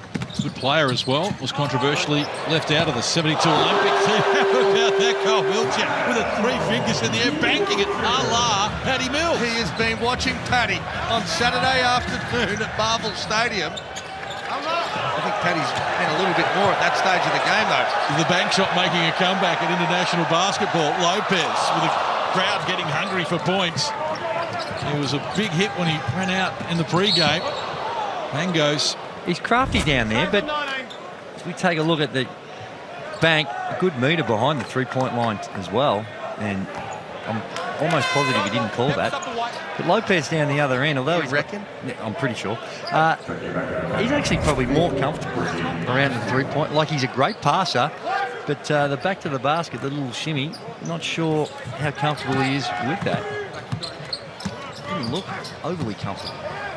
Luz Haslip going to work his first game here in Australia after joining the team late. I looked at him a couple of years ago, Case, bring him into the Sydney Kings, and very good shooter. Played at Baylor. He's done okay throughout Europe, averaged 13 points a game last year. Get the nod? No, didn't get the nod. He's playing in Istanbul. 45% three-point shooter during the 12 qualifying games for the World Cup. Good player, though. Brady Haslip. Very nice. There's a chance now for Nembhard. Oh, he lost control of it there as he was rushing to the hoop. So getting a little untidy here in a low-scoring third quarter. USA 14-13. They lead it since half-time. Derek White exploring. Nothing on offer. So he feeds Middleton, who's overdue. He's missed 5 shots now, Chris Middleton. And yet the score in the game, Nembhard to the left-hand side, gets beyond Middleton. Feeds Klassen. He goes to work. Kemba Walker worried him out of the points. 90 seconds to play in this third quarter. Here's Middleton. Oh, he dribbled into a trap. Goes on with it. And another error from Team USA. 15 turnovers to 6. This is sloppy basketball. Including 5 in this term. Klassen turns down the 3 ball. Goes to Wiltshire, who banked the last one. Brady Haslip down low. Nembhard with problems, or stolen. Derek White did well there, knocked it away from him. Gets it back now from Lopez, zigzagging his way up the floor. He draws a foul. And that's a good foul. He was beaten. White going downhill. And it's going to send him to the line, but it was going to be a certain 2. Brady Haslip. You think of the small world, because Brady Haslip, we were looking to sign Brady Haslip. Instead, we went with Jerome Randall a couple of seasons ago, and that was the year we had Perry Ellis. And, well, how the fickle hand of fate sort of turns around, the two of them are going to be playing together next season in Germany. So maybe we might have missed a dynamic combination. So the German coach, moral of that story, has more faith in him than you did. Well, I had a lot of faith in Jerome Randall, and he is a superstar. He just had the runs on the board come up. First points in the game for Derek White, sporting those 4 stitches above the left eye after cracking his head on the floor in Melbourne in a nasty incident. The margin, 18 points here inside the last 60 seconds of this third quarter. Wiltshire fires from 3 again, this time unsuccessfully. Tatum the rebound off to Walker. White next in line. Found some space in the key. Off glass. Wouldn't work. Lopez tip in does. Brook Lopez gets his first score in the game. And the margin's up to 20. Aaron Bestport onto the floor and try and make things happen. He goes with the left hand. Can't complete it. Slow pass almost dissected Wiltshire and Nembhard. They clean it up. Here's Wiltshire with a reverse finish. That was nice, and he drew a foul in the process. Well, he has shown that he can put it on the floor against bigger opponents. So we spoke about the first half. They have to close him out so hard. Have a look at that, Lopez. He hasn't got blistering pace, but neither has Lopez, and he recognises that. And Wiltshire is very crafty with the hands, and that's what happens when you're not a great athlete. You've got to find a way to create things and speak from experience. Use it absolutely, and he uses his size really, really well. Very crafty player. Shot clock, 3 seconds inside the game clock as we head toward 3-quarter time. 17 the margin. We started this term with the USA leading by 15 on the back of a Donovan Mitchell dunk on the halftime buzzer that's worth getting another look at if you missed it. Here's Walker, penetration. Well, 2 defenders worried him out of it. Loose ball. Now they've got 3 seconds to get something happening. Brady Haslip. He fires off balance, can't connect. And that would have been a momentum builder, but with 1 quarter to play, Canada have plenty on their plate here at the moment. The USA enjoy a 17-point advantage. It's the United States 64, Canada 47. Nike. Down on the pre-World Cup series. USA and Canada with the honours here in Sydney. Jason Tatum was exciting. Donovan Mitchell's been climbing upstairs and dunking as well. And the USA enjoying a 17-point lead at the moment. They scored the first 5 points of the game and have never been headed. Got it out to a 20-point spread at one stage there in the third. I think both coaches would be disappointed with their efforts. My word. When you look at both teams have got more turnovers than assists. Not a great sign. Terrible. Both teams are shooting 20% or under from the three-point line. And probably, whilst you'll see a 17-point margin for the United States, I expected a bigger bounce back in their performance. Like Bob said, it's not about winning and losing in these. You just want to see improvement all the time.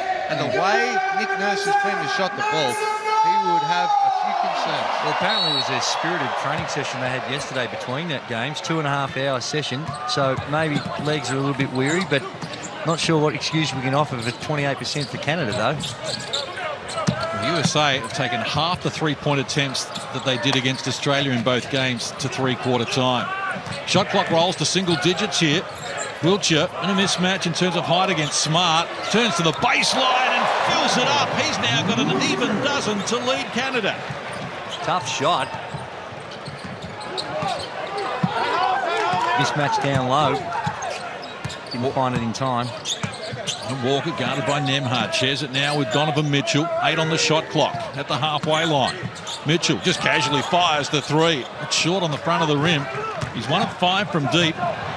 Donovan Mitchell at the other end. Aaron Best hard to the hoop and overcooked it. An opportunity goes begging. That would have been a double dribble call now on Donovan Mitchell. Right in front of referee Michael Allen, working this game with Vaughan Maybury and Chris Reed.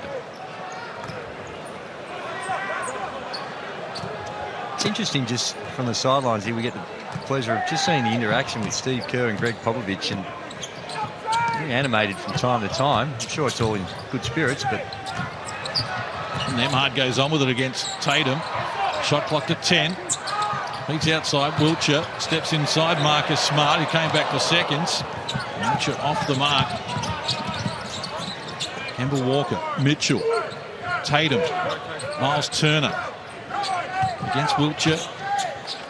Hands over. Chance now for Marcus Smart to the baseline.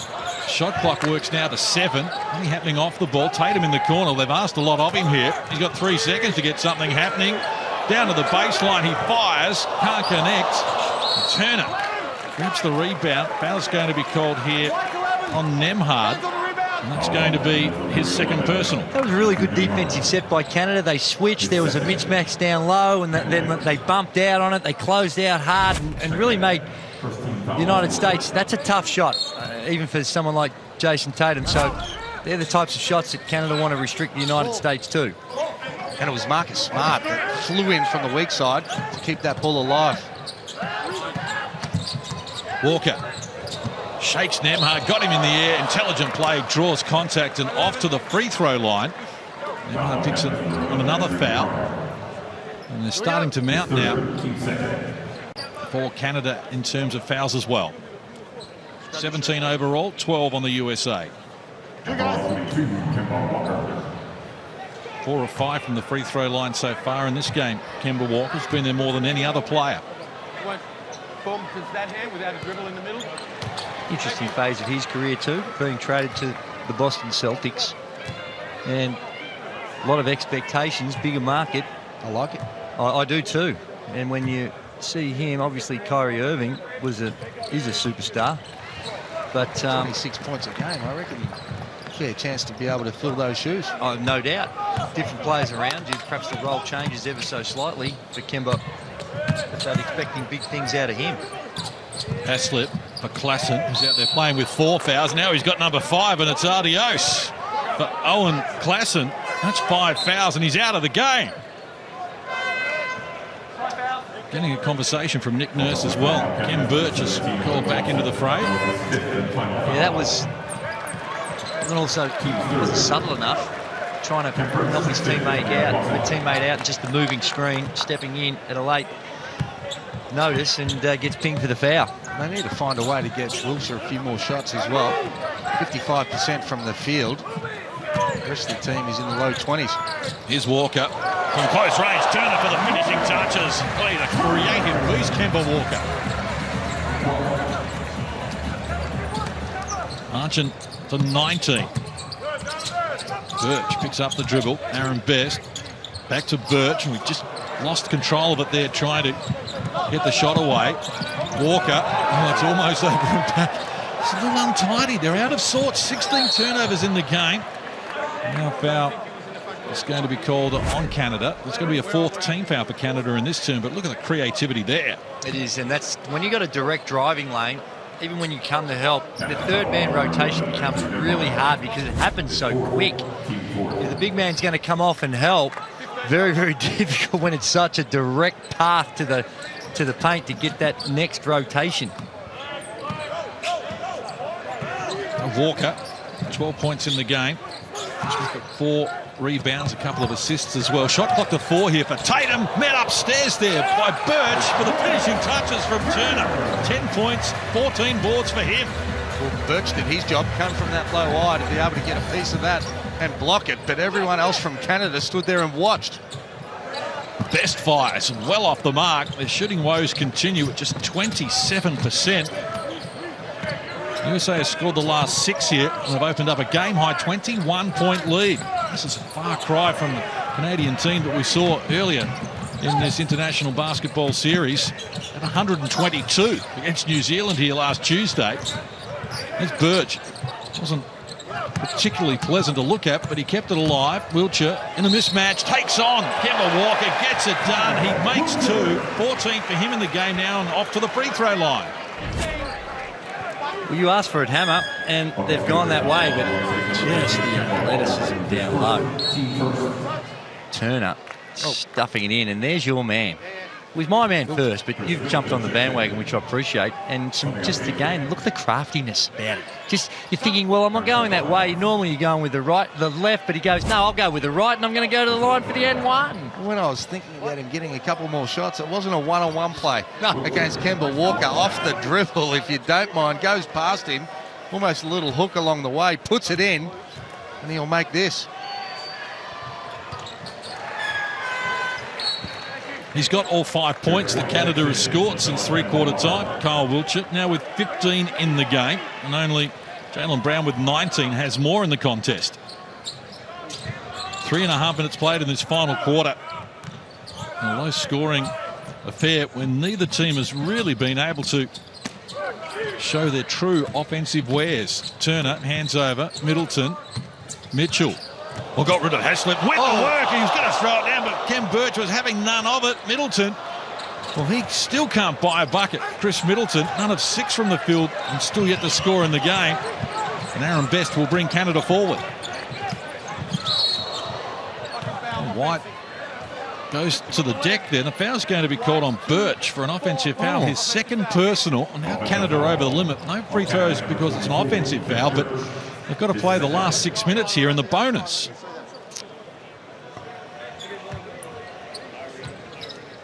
And since they've been in Australia, Canada scored 90 on the opening night to beat Australia by 20.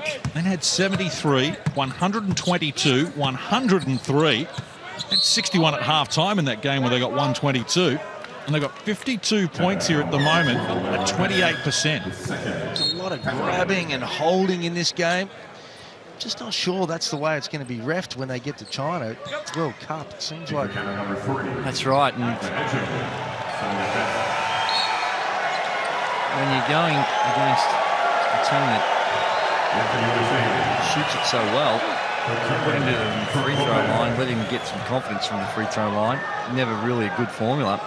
But I understand why they do it. Like I said, I think you really do have to test the limits of the officials, but then you've got to make an adjustment once you know what they're calling and how they're going to call it. But setting the tone early is important against Team USA. We saw Barnes come up with 20.6 boards in the game 2 against Australia. Just 7 here this evening. Well, Kem Birch, it opens up for him. Lopez was slowing, reacting, and he's going to be called for the foul. Second team foul on Team USA in this quarter.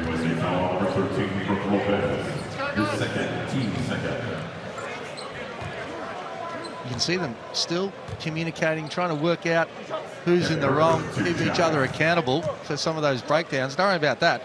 Pop will be the referee on that one tomorrow on the video. and he has no problem. First time I was at San Antonio, I sat next to Tim Duncan, and he went hard at Tim Duncan. And I thought, oh my, I hope I don't do anything wrong. If he's going to go hard at his superstar like that, I don't want to borrow that. It's all about culture, holding people accountable, and he has set the standards. And I was just handing around the lollies. Here's Middleton, still firing and still misfiring. Well, it came to Donovan Mitchell. Didn't get enough on the shot, can't control it either, and just scoops it out of court. So 5:24 left on the clock here in this final turn. The USA have scored just 7 points. In fact, Canada has scored just 7 points, and the USA has scored 8. That was after they were both in the teens in the third term. Oh my. Harris came up with that after Canada coughed it up. Derek White, Middleton, backdoor. Harris takes them on, just muscles his way in close and comes up with the 2. This is the sort of game I would have expected from them a few weeks ago in their first pre-season hit out together. A lot of fumbling, sort of arguing about what's going on, a lot of breakdowns. And they will need to show a lot of improvement, both teams. You see exactly what I'm talking about, a drive and a dish right to his feet.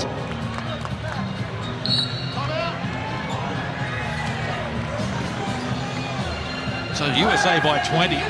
Jaylen Brown has been outstanding. He's got 19 to be the high scorer in the game. He's been able to do it all night as well, Jaylen Brown. He has, and he's done it so efficiently, Case. 8 of 11 from the field and 1 of 2 from the three-point line. Tremendous athlete, good size, and just bully ball there, getting to the basket, and that's the explosion. Just able to still elevate, rise above. And here's another one that the Boston Celtics are expecting a huge return from. I really like what he's done so far here in Australia. Number 3 draft pick back in 2016. And still only 22 years of age, average 11 points, 4 boards last season. But just every now and again, he has been the most exciting player on the floor for the USA. I think you're going to see that with this group. Different games, different players will step up, and that's understandable when you see the depth of talent that they do have, particularly from the perimeter. If anywhere, like we've been talking, a bit vulnerable is in that 4-5 spot. But Turner, very, very solid. He'll anchor it.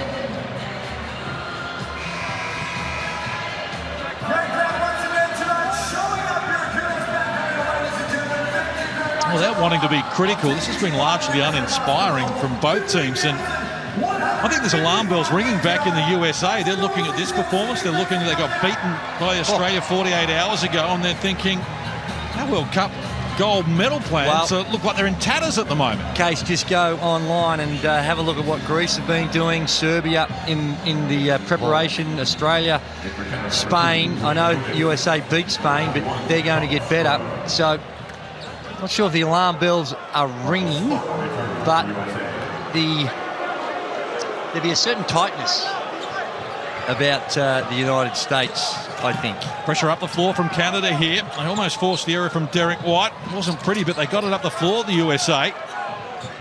And now Marcus Smart with it. Hands over.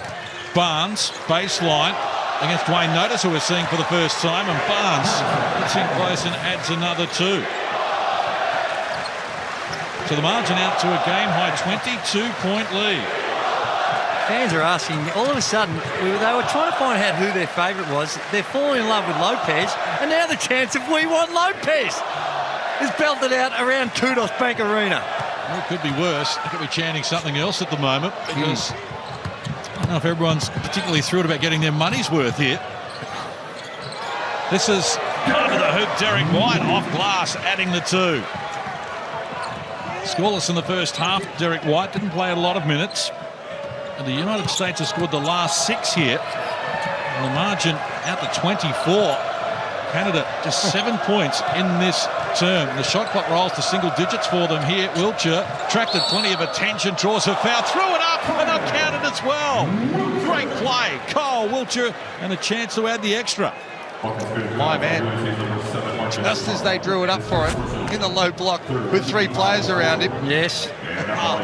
That's how you score with no athleticism. Don't worry about that. And they might be chanting Lopez because they want to see him do some work, but I reckon Pop's now looking at his lineup. Again, he has a look at his really small lineup they've got on the floor. Well, so far, Plumlee and Lopez have been uninspiring about their performances from the middle. That's their weakness. No doubt about that. This American team, they're great, the guards all the way around the court, but they're bigs. Turner tonight, brilliant points, 15 rebounds. He's been exceptional, but you have to question the depth after that of what we've seen so far. Nembhard comes up with a finish, his first score since quarter time. Plumlee had 2 points and then 1 point in the 2 games against Australia, just to emphasise what the point you're making is, Hammer.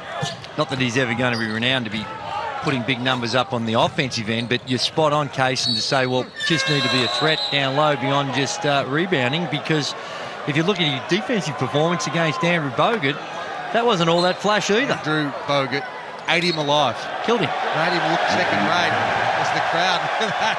The big fella, Lopez, is on screen. They're calling for him. They got Plumlee instead. I just must have missed something, Hammer, from the fans, because I'm not sure how Lopez is just starting to feel so much love.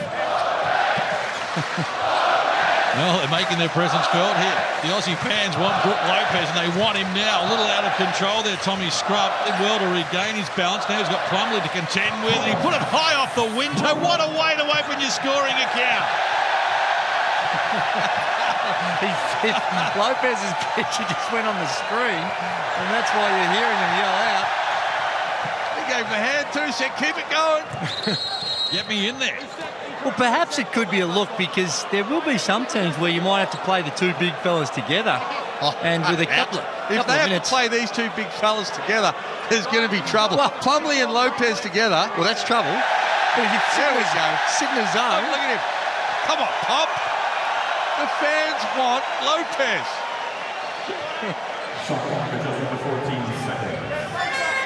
I'm not sure how comfortable Lopez is with this love he's feeling from... Well, it'd be different if he'd scored 30 and they wanted to see him go back on. He may be a little... feel a little bit... We didn't see a lot of him in Melbourne. Had 2 in the first game, didn't score in the second game. 31-year-old is the oldest player on the roster. Is Middleton. He hasn't had a great night. None of 8 from the field now for Middleton. And Canada, they come up with the error though, so a chance for the USA to extend their margin. They lead by 19. Greg Popovich still coaching his tail off, just double fist pumping, trying to reinforce the effort that time by Harris with the extended D, causing the turnover. 12 turnovers now for Canada. White, alley-oop play, and Plumlee with a nice athletic finish. The big fella. That's the easiest job in the world, isn't it? When you're 6'11", jump up and just tip that in.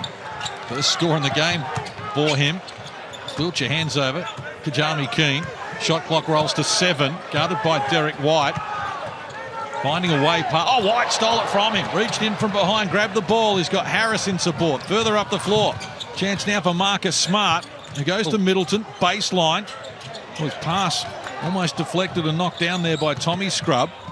And the shot clock rolls to single digits. Good D from Canada. But now they've got the mismatch. Plumlee rolling to the hoop there with Kaiser Kajami King.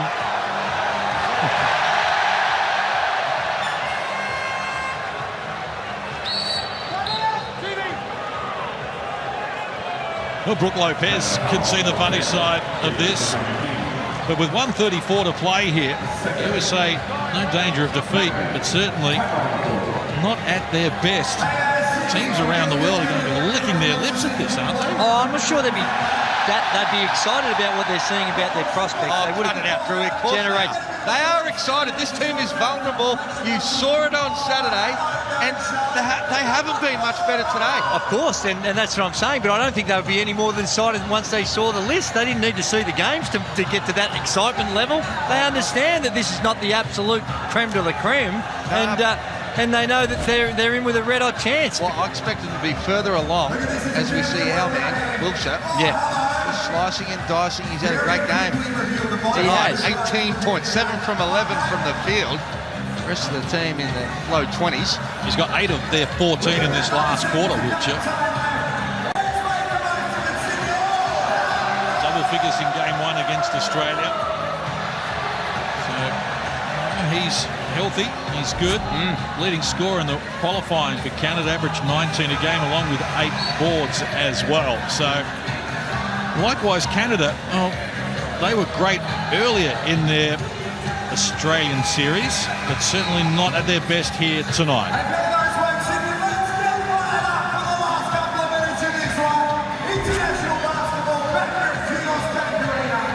Well, Coach Popovich and Lopez enjoying a moment here. He said, I don't know what they're going on about, but they want me, Coach. I think Lopez was saying, Pop, give the people what they want. He said, I'm an attractive man, I think he was saying. There he is. They keep putting me on TV. And Donovan Mitchell's saying, buy into it. Stand up. At least give us a wave if you're not going to get out there. I'm not sure what Pop wants him to do. I think he's going to go. Oh, Pop's he's going give the to fans what they want. Pop's going to him, and he's waving him away. Surely he had. Oh, boo. Boo.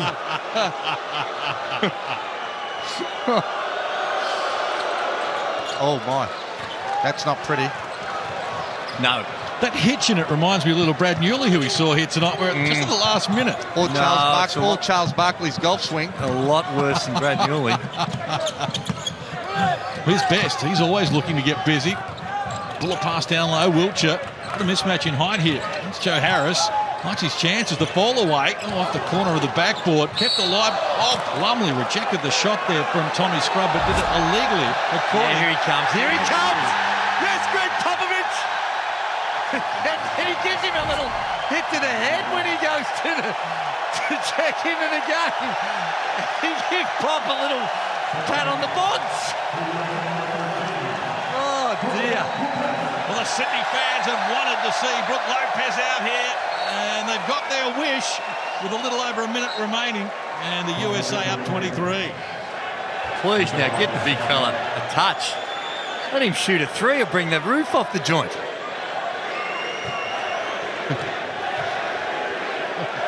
I still don't know what's brought this on. Am I?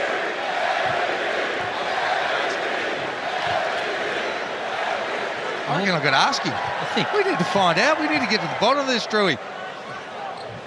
Fan favourite, Brook Lopez onto the floor. Margin 22. Pressure up the floor from Canada. Just giving Chris Middleton something to work against. None of 8 from the field, Middleton.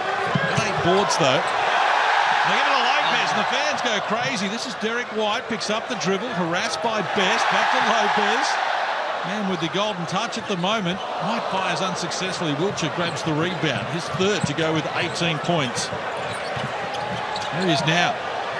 Wanting to take on Lopez. Gives up the dribble and goes to Aaron Best. The left-hander fires, and Aaron Best comes up with his first field goal in the game. So a rare 3. Canada. Travel.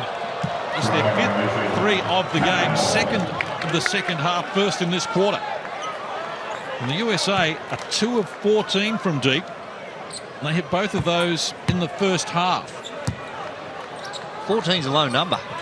Particularly the way they were playing against Australia. As I mentioned, they have cracked that right back. Wiltshire against Lopez.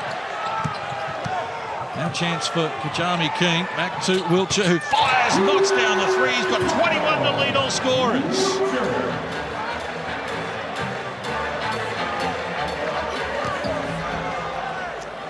The margin is cut to 16. Canada on a 7-0 run here. And shot clock and game clock almost in unison.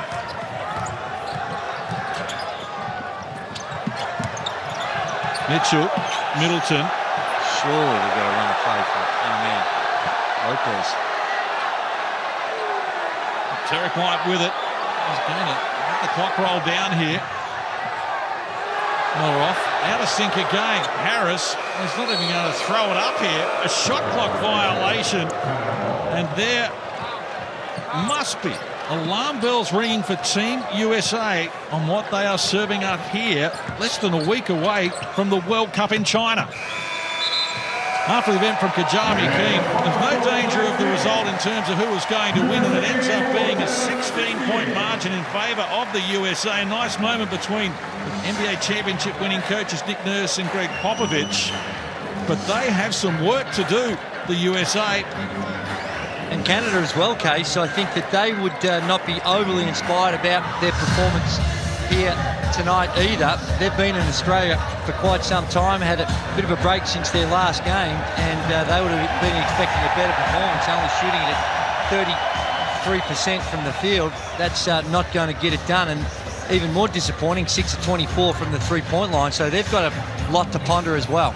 Well, the margin got out to as many as 24 in that final turn with a shot clock violation. In fact, 2 of them, if you count the one on the buzzer there, which was really had no consequence on it. But Canada outscores the USA 21-20 to win the final quarter. But I'm going to say, if they were looking to grab some confidence on their way to China in the World Cup, well, they didn't find it here in Australia. No, I think that the Australians would be happy to see how Canada progressed. You look at the first game where Canada beat Australia by 20, and you look at the progress Australia has made over the next couple of games as compared to what we see from Canada, that all looking a whole lot more healthier for Australia than what we saw a little over 12 days ago. Now, I know you're trying to play it down, but this is going to be news right around the world. Team USA and their form leading into the World Cup. Right now, there is 6 or maybe more countries who think that they're good enough to win the gold.